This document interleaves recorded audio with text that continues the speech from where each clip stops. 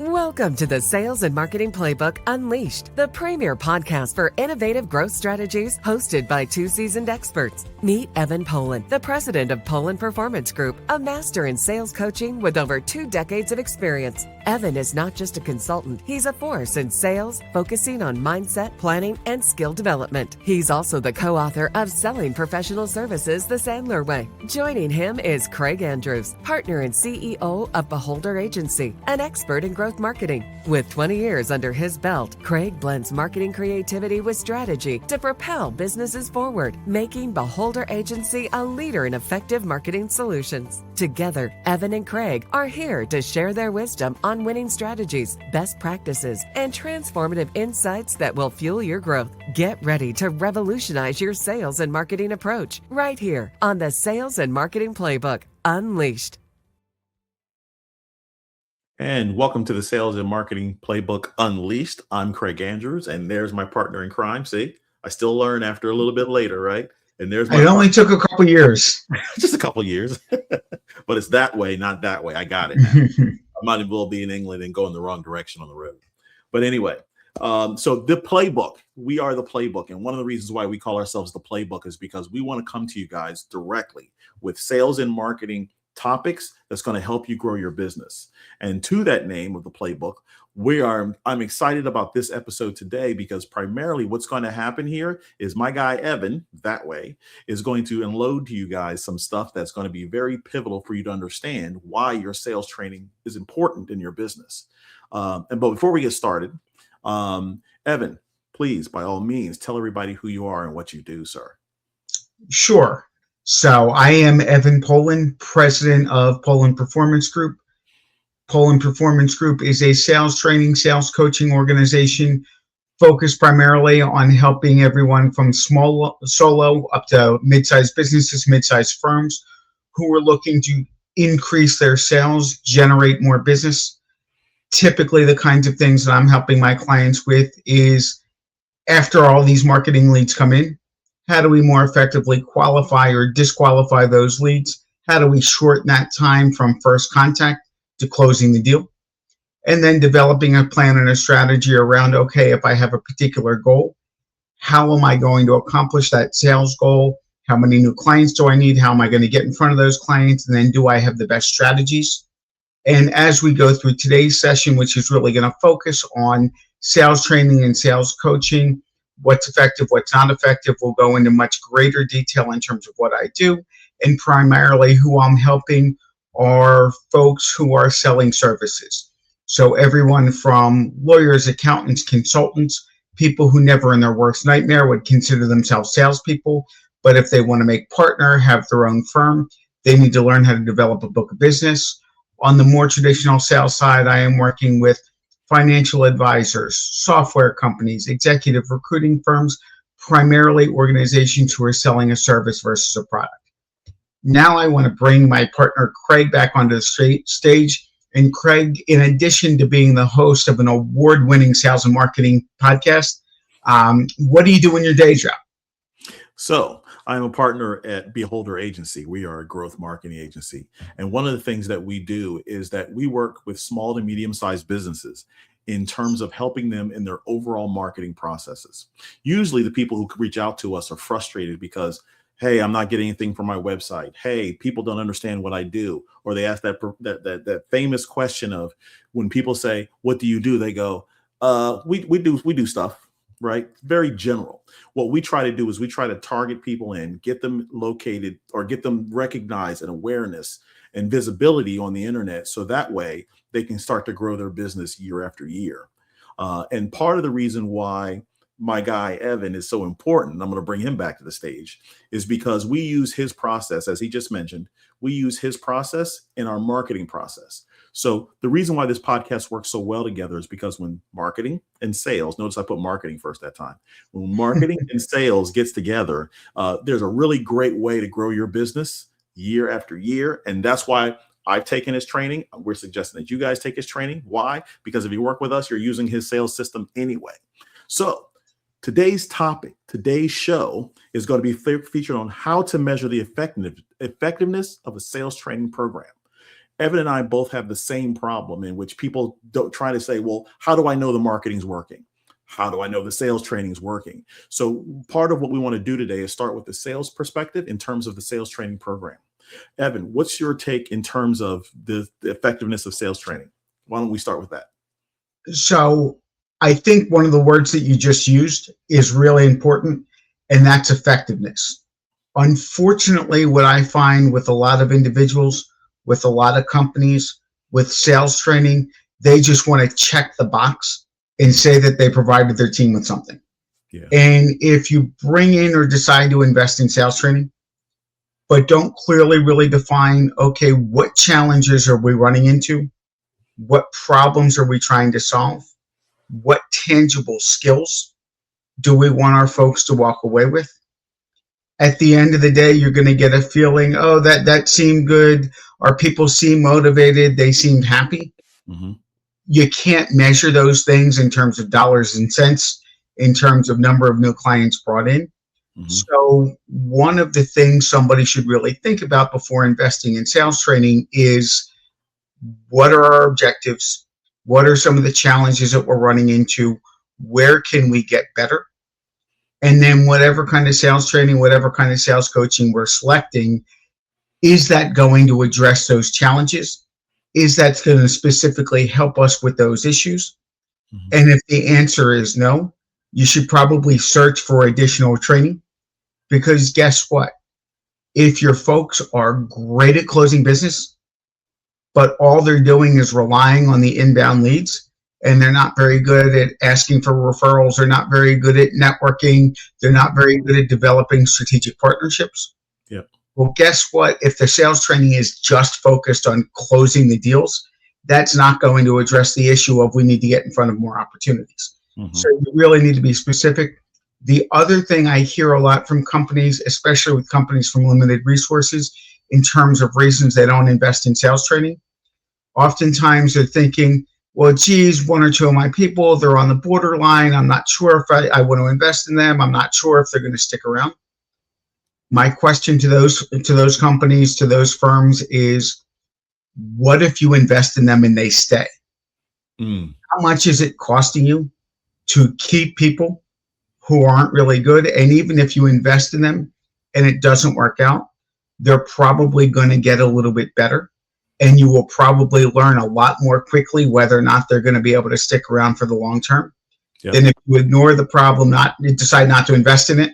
Yep. And then you have somebody who's not productive staying around for a lot longer.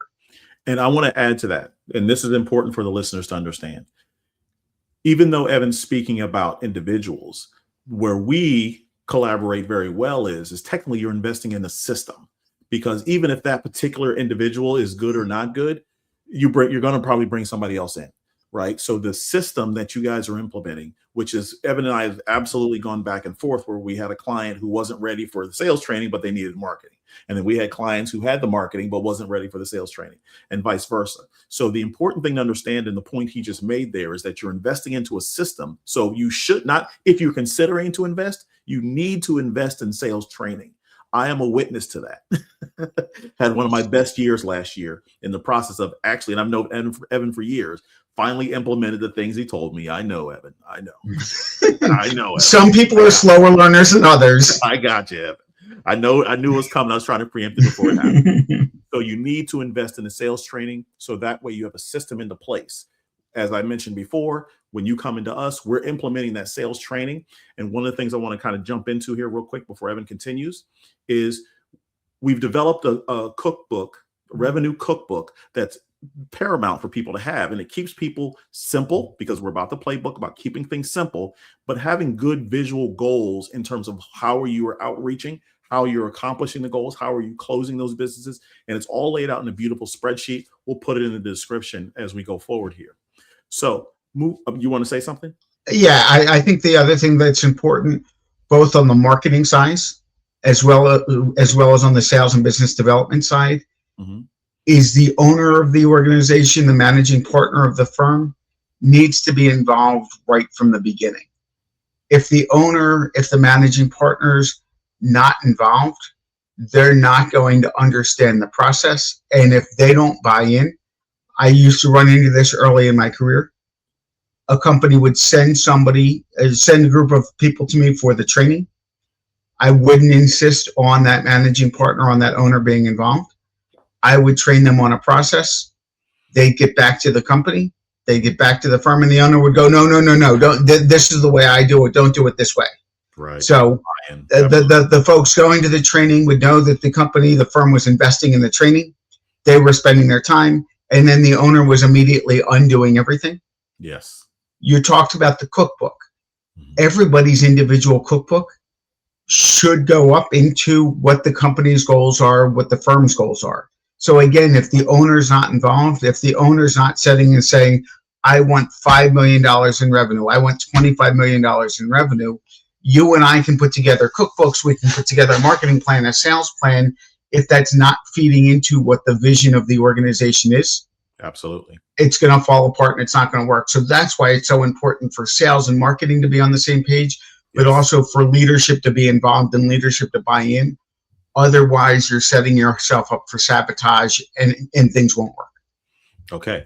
So now, as we move forward here, I'm going to give everybody a warning. Okay. We're going to try and keep it not so technical as Professor Evan over here delivers his 5 core levels of sales training. Okay. So, Evan, why don't we start with number 1, which is the reaction, which is what's the most overused metric. Let's start there. So, and as we start, we're going to start with the least effective and move to the most effective. Okay. So, unfortunately, what a lot of organizations will do, they'll send someone to a 2-hour, a half-day, a 1-day workshop. And then afterwards, survey everybody, what did you think? Did you like it? How did it feel? Mm-hmm. There's a couple things. There's no measurement with how did it feel. If somebody goes to training, it's really entertaining. They're not held accountable. They may absolutely love it because it was a lot of fun and it was a break from the mundane meeting with clients, answering the phone, sending out emails, sending out calls. So they may have liked it. At the free lunch. It's a free lunch. They get to meet a couple of people, be out of the office for a couple of hours. Probably not going to lead to effectiveness. Mm-hmm. So do not do that. Save yourself the time, save your people the time, save the money. If you're just looking for a feel-good, check the box thing, find something as inexpensive as possible, have it take very little time, because I promise you there's not going to be any effectiveness in terms of adding to your bottom line. Which is what this is all about. Right. And quite frankly, it's not going to give your people any skills either. That's right. And so number 2 of the key points here. So the second kind of level is learning. And that's not just, okay, did this feel good? But can we outline what people learned? Can they articulate what the methodology was, what the process was? Was there role playing? What were they taught the skills and then given a chance to try to apply those skills, practice those skills? And again, with something like that, you can kind of, give people a pre-test afterwards, give them a post-test afterwards, maybe ask them and do a little bit of role playing to make sure that they picked up on things. So that is more effective than the smiley face, hey, how did everybody feel at the end of the program? And, again, better knowing what people are walking away from is definitely going to be more effective. And so the point I want to make with that as well is, me, I'm a data guy, right? So a lot of times from a owner perspective, a managing partner perspective, they will continue to ask these questions because I've done it myself, right? And what's important to understand in that is when it comes down to, is it worth the investment the next session? This is part of the reason why we're doing this episode, is because at the end of the day, when they come back and go, well, my people liked it, Evan, and you're going, but did you get any business? That's the key difference between Evan and myself and others, is that we want to know that you guys are getting business from it, not just that you're doing. Right. And we're going to get to that next. The other thing I would tell you with the learning piece of things is, in an ideal world, you're doing ongoing reinforcement training over time. Because if you send people to a 1-day or a 2-day program, it's like drinking from a fire hose. They're only going to retain a certain amount. so that additional reinforcement is really important in terms of best practices, so that those skills have some stickiness. Because the other thing that I sometimes find is people will intellectually understand the concepts. It doesn't mean that they're applying them day to day. Okay. So we're on to number 3, sir. Behavior change. So this is where we really want to, at least at a very minimum, start to see things. And that is when your people are getting training. When you're getting training, are you seeing any difference in what they're doing day to day? Are they actually implementing day to day what they put into practice? Are they doing more outreach? Are they getting more meetings? Are they getting more appointments? Do you see them doing a better job questioning? In the pipeline, do you see that their opportunities are actually qualified, and it wasn't just, hey, I had a great call, I had a great meeting, but that you actually clearly see, did we discuss budget? Did we discuss this decision-making process? Do we know clear next steps? So making that behavioral change can be really challenging, because in general, people get caught up kind of just being comfortable doing what they've always done.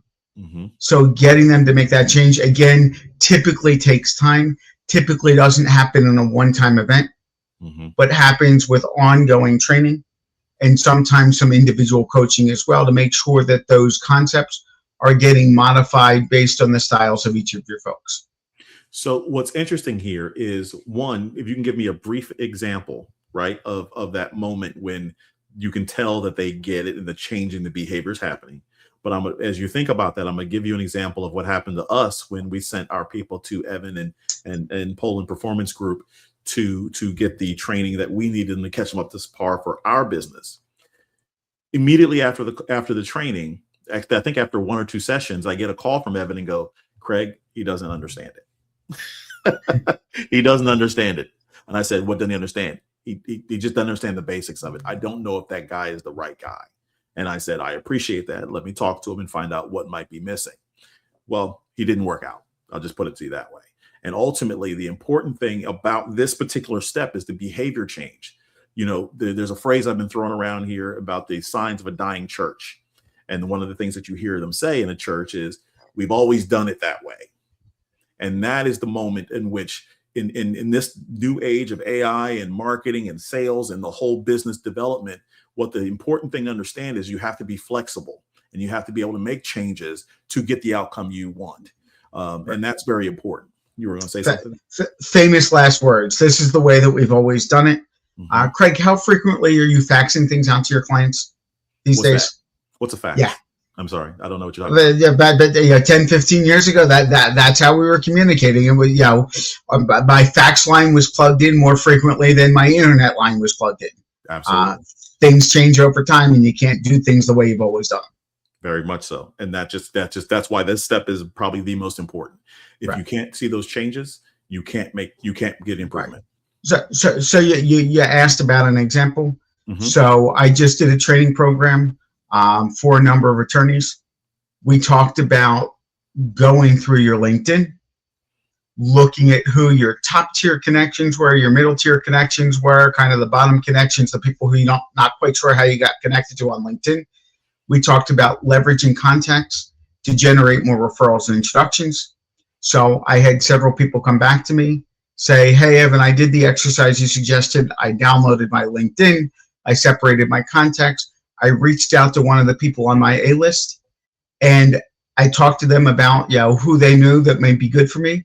And I got 3 introductions that I never would have gotten if I hadn't done that exercise. And then doing the exercise is one thing. Then proactively going and reaching out, having the conversation, asking for referrals. Yeah. That's putting it into action. And several people from that program reported back to me, I did this. I got several referrals. That's what we want to start to see, is that behavioral change that leads to results that's going to ultimately drive new business. And I can almost imagine they go, that really wasn't that hard. Or the other thing that they usually get is, I've been meaning to get back to you about XYZ. right? Yep. And so that's a great example of just the small details can make a major amount of difference. So as we move forward here, pipeline impact is level 4 of this. Tell me about it. So this is what business owners and this is what managing partners love.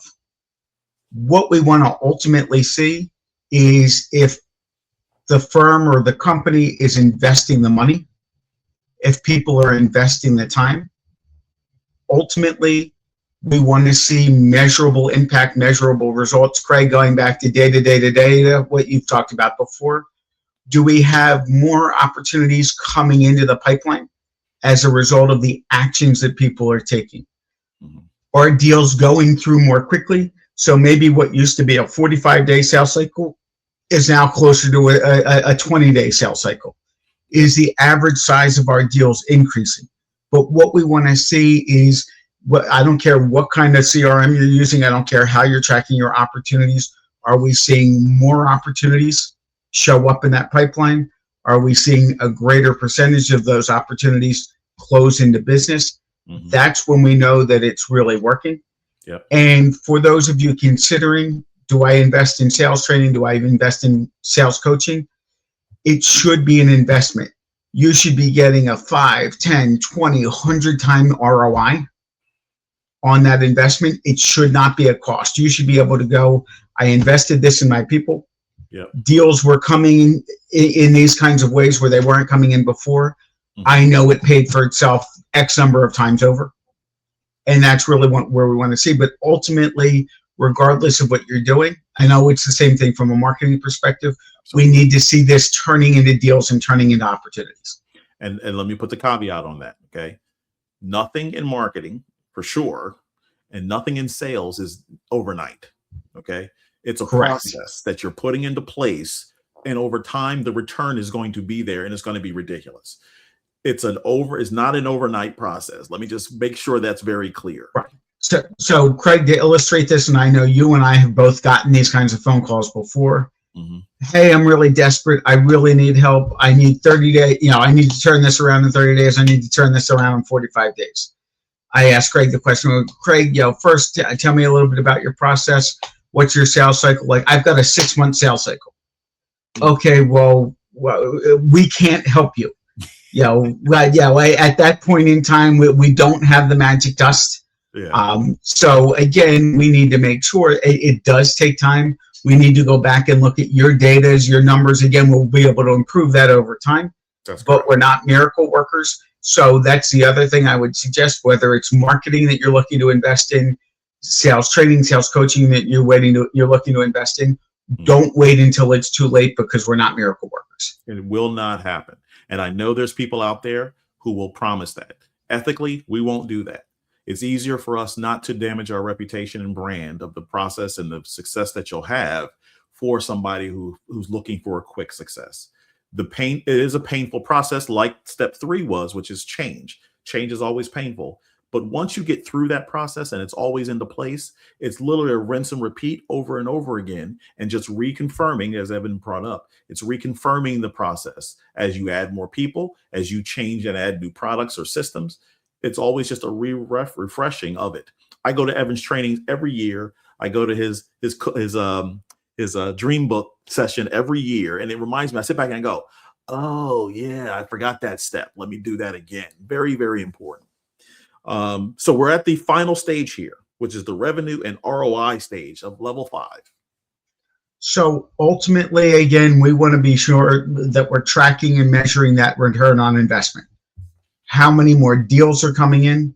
What is the value of those deals? Mm-hmm. Are we getting more referrals? How many more referrals are we getting? Are those closing into business? Are those closing into business faster?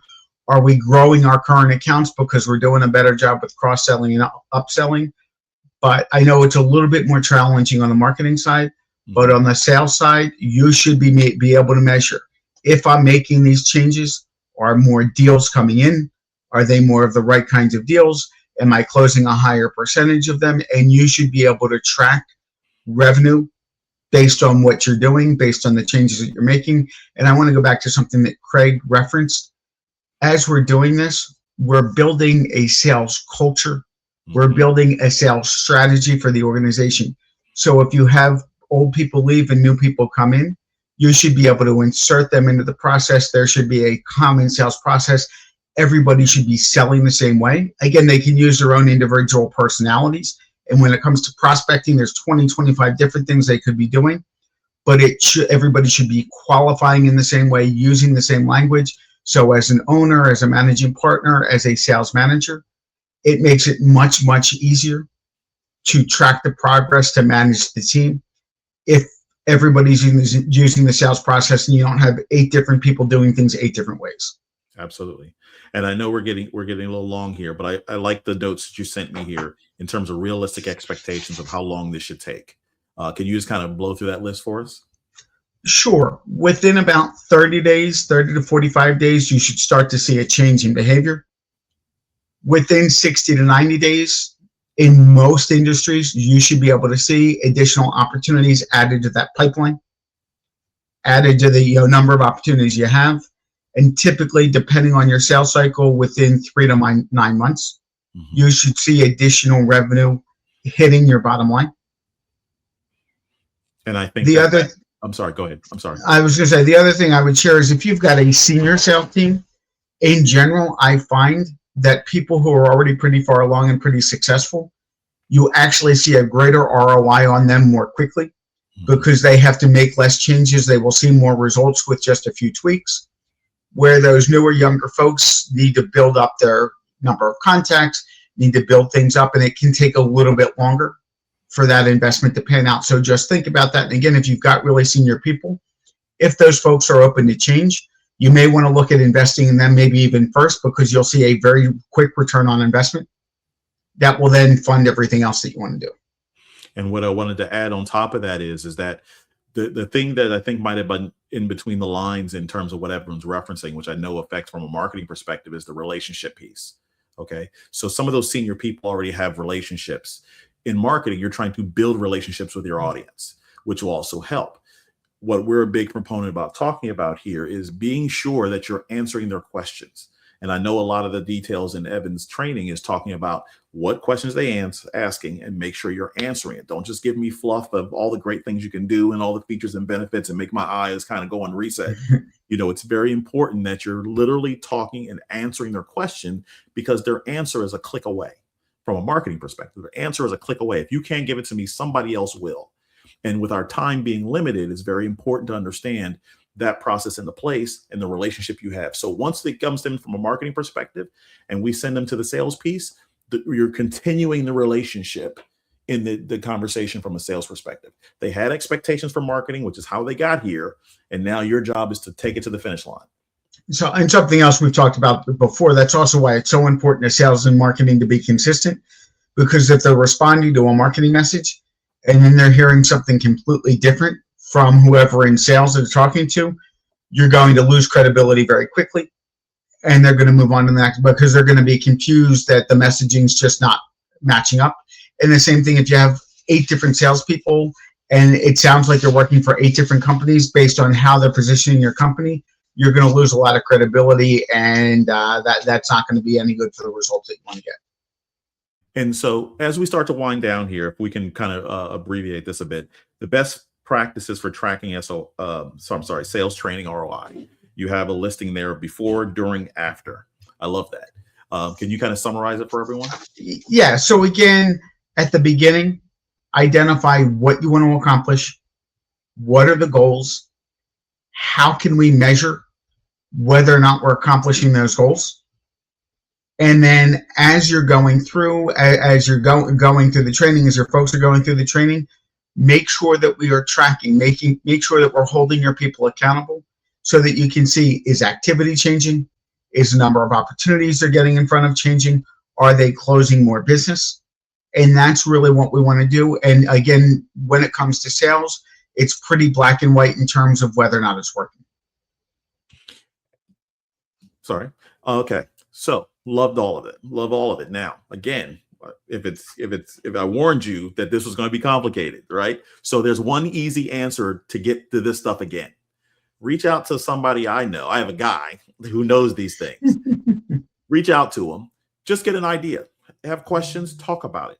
I promise you that your sales training will improve. Now, as we finish out here, the important note is that data. If you can't measure it, you can't control it. You can't improve it. You can't make it better. Improvement is making something better.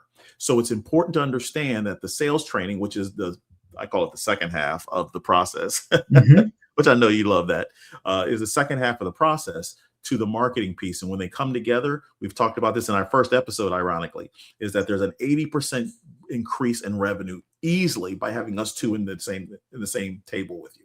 Okay. Right. And it's important that you work together. Just this week from the Craig website that Craig built, I had an inbound lead come in. As I talked to the prospect, I identified that they really needed marketing help more than sales help, that they really needed to have more leads. They needed the phone to ring with more of the right kinds of customers. So I transitioned them back to Craig because that's his wheelhouse, not my wheelhouse. Now, once they start getting all of these leads, if they have a hard time converting, then Craig will pass them back to me so that then we can work on the sales process. But that's how the two kind of work together. We need to get the phone to ring. We need to be in front of more opportunities with the right kind of messaging. And then we need to make sure that we are making the most of those opportunities once we get in front of them. Absolutely. So I promised you guys at the start of the episode that this was going to be heavy. This was a really good subject. If you guys need any more information, you can always click, subscribe. And by the way, I'm getting a lot of emails from people who want to be on the show, which I'm really, really excited about, which means the information is landing. And so ultimately, we're going to bring guests. We're going to be information. We want you guys to grow your business with the resources that we have and help you. Why? Because we are, I don't know if I'm on the right angle, but we are the playbook. No? Other side. Dang it. I had it. We are the playbook. Okay. On my side, it's over here. Over there, it's over here. Okay. I told you I'm still backwards. Anyway, I had it working in the beginning and not so much now. But we're the playbook. We're here to give you guys the information, the concepts, the ideas. If you have any questions whatsoever, please, by all means, reach out to us and ask questions. We're here to help. Evan, let everybody know where we are, sir. So you can find us, subscribe to our YouTube channel. You can find us Apple, Spotify, wherever you get your favorite and not favorite podcasts. So you can find us anywhere. Please please subscribe, follow along. And we look forward to seeing everybody on our next episode. And that's Evan sliding into home base right there. That's his baseball analogy. He loves baseball. Anyway, Craig Andrews, Evan Polin, that way. And we will talk to you guys next time on the Sales and Marketing Playbook. Keep winning. Thank you for joining us on this exhilarating journey through the world of sales and marketing. Remember, the playbook is in your hands and the possibilities are limitless. Keep exploring, experimenting, and innovating, and watch as your business reaches unprecedented levels of success. Don't forget to subscribe to the Sales and Marketing Playbook Unleashed on all major podcast platforms, and follow us on YouTube, Facebook, and LinkedIn for even more exclusive content. Until next time, keep hustling and keep winning.